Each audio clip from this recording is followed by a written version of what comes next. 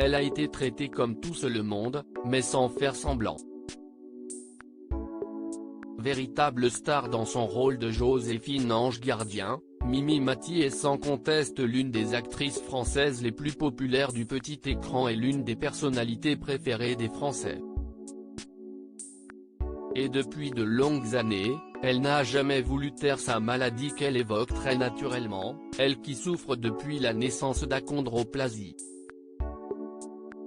Une maladie que ses parents ont découvert lorsqu'elle avait 1 an, et non comme cela peut être aujourd'hui détecté sur les échographies, comme elle l'a précisé dans le portrait de la semaine dans 7 à 8.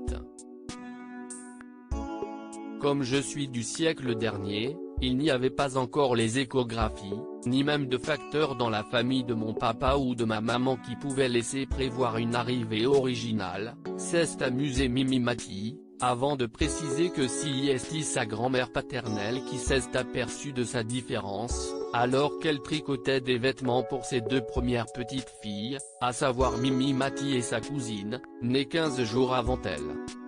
Dès lors, ses parents ont décidé d'aller consulter un médecin, qui leur a appris que leur fille était achondroplase.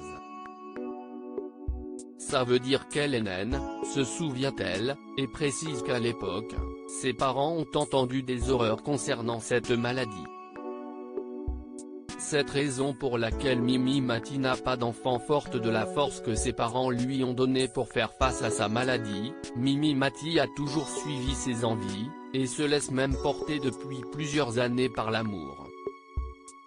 En effet depuis 2004, la comédienne est mariée à Benoît Gérard, un restaurateur qu'elle a rencontré à Saint-Brieuc dans les Côtes-d'Armor 1 an auparavant.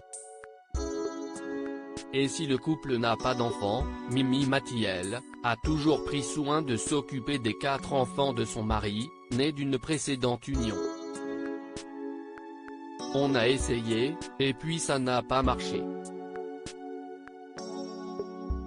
Donc je n'allais pas à tout prix en avoir un, à partir du moment où dans la corbeille du mariage son époux, note de la rédaction, m'avait amené 4 enfants délicieux, et à gérer aussi, a-t-elle expliqué, soulignant que ne pas avoir d'enfants à elle n'est pour elle pas grave.